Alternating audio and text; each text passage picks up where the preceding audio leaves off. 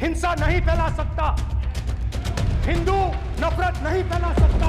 और बीजेपी 24 घंटा नफरत, हिंसा, नफरत, हिंसा, नफरत, हिंसा। सर नमस्कार।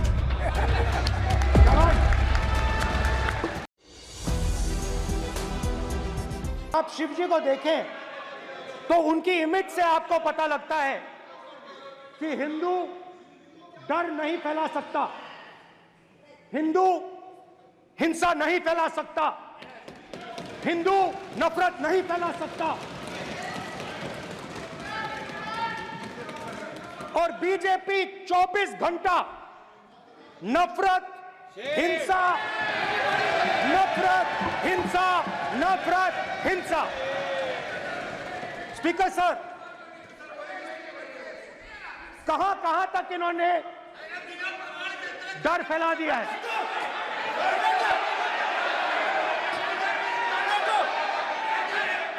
प्लीज सर, कहां कहां तक इन लोगों ने डर फैला दिया? मैं आपको अयोध्या से शुरू करता हूं। सर नमस्कार। अयोध्या ने आपको मैसेज भेजा, अयोध्या ने राम भगवान। मेरा व्यवस्था का सवाल है।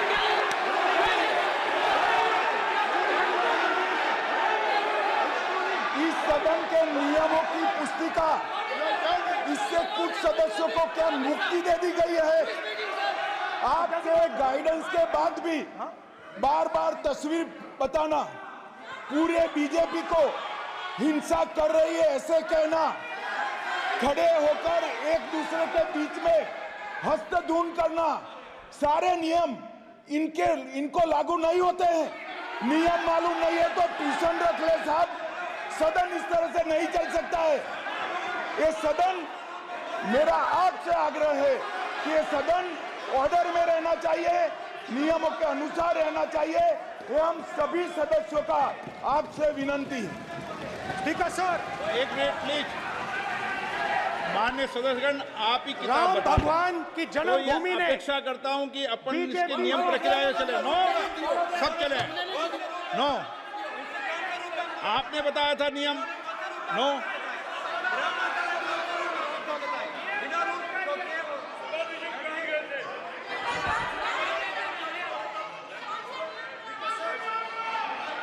माइक दीजिए सर। हाँ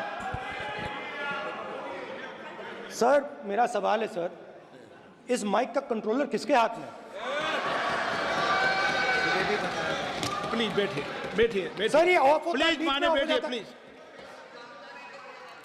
ये बार कई बार विषय उठ गई और बहुत गंभीर, और माननीय सदस्य, आप प्रतिपक्ष के नेता हैं, आप सदन के बाहर भी ये बात कहते हैं कि माइक बंद कर देते हैं।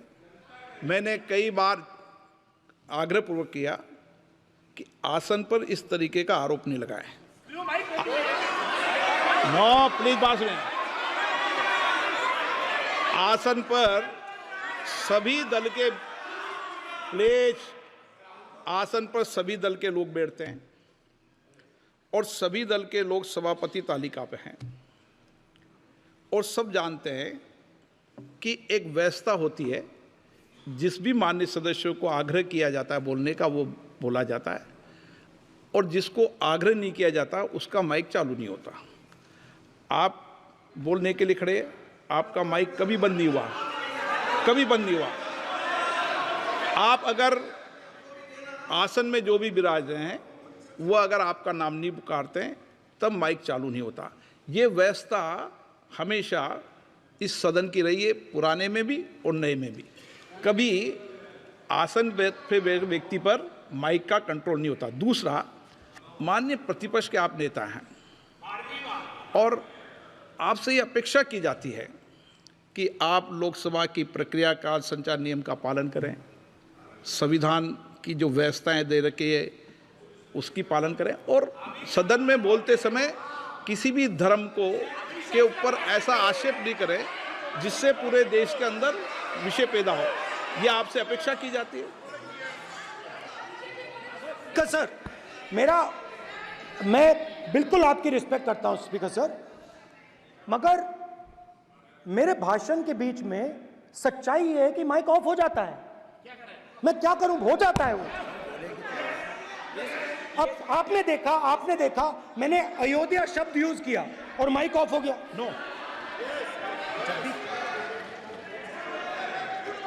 अरे ये प्रधानमंत्री मोदी जी के टाइम में आधा आधा पैरा आएगा क्या? तो अयोध्या ने राम भगवान की जन्मभूमि, प्लीज ब्रदर, राम भगवान की जन्मभूमि ने बीजेपी को मैसेज दिया,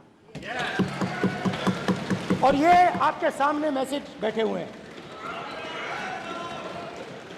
मैंने इनसे पूछा, कल कॉफी पी, इनसे मैंने पूछा बताइए ये हुआ क्या। बीजेपी ने राम मंदिर का इनॉग्रेशन किया, बोलने दीजिए, राम मंदिर का इनॉग्रेशन किया। अरे भाई आप हार गए, उसको शासन करिए।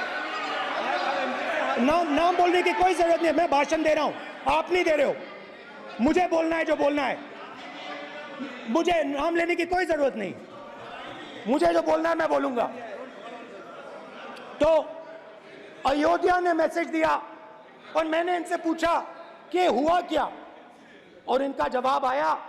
मैंने उनसे पूछा कि आपको कब पता लगा कि आप अयोध्या में जीत रहे हो, और आपने कहा पहले दिन से मुझे पता था। सही बात।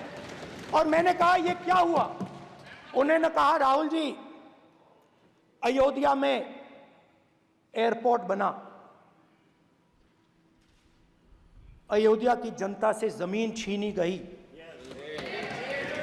और आज तक उन्हें मुआवजा नहीं मिला है। उन्होंने कहा, सही बात, उन्होंने कहा कि अयोध्या में जो भी छोटे छोटे दुकानदार थे, जो भी छोटी छोटी बिल्डिंग्स थी, उन सारों को तोड़कर गिरा दिया गया और उन लोगों को सड़क पर कर दिया गया।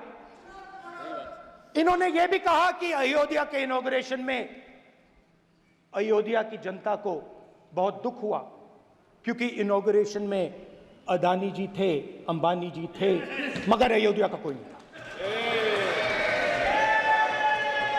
और ये कारण था कि अयोध्या की जनता में, उनके दिल में नरेंद्र मोदी जी ने भय डाल दिया। उनकी जमीन ले ली, उनके घर गिरा दिए, और फिर अयोध्या के गरीब लोगों को, किसानों को, मजदूरों को मंदिर के इनॉग्रेशन तक नहीं जाने दिया। मंदिर के इनॉग्रेशन छोड़ो, उसके बाहर भी नहीं जाने दिया। और इसीलिए अयोध्या की जनता ने सही मैसेज भेजा। अच्छा, इन्होंने मुझे एक और बात बोली, 3 बार इन्होंने कहा कि 3 बार नरेंद्र मोदी ने टेस्ट किया, 2 बार क्या मैं अयोध्या से लड़ जाऊं, और सर्वेयर्स ने कहा अयोध्या में मत लड़ जाना, अयोध्या में मत लड़ जाना, अयोध्या की जनता हरा देगी। और इसीलिए प्रधानमंत्री वाराणसी गए और वहां बच के निकले।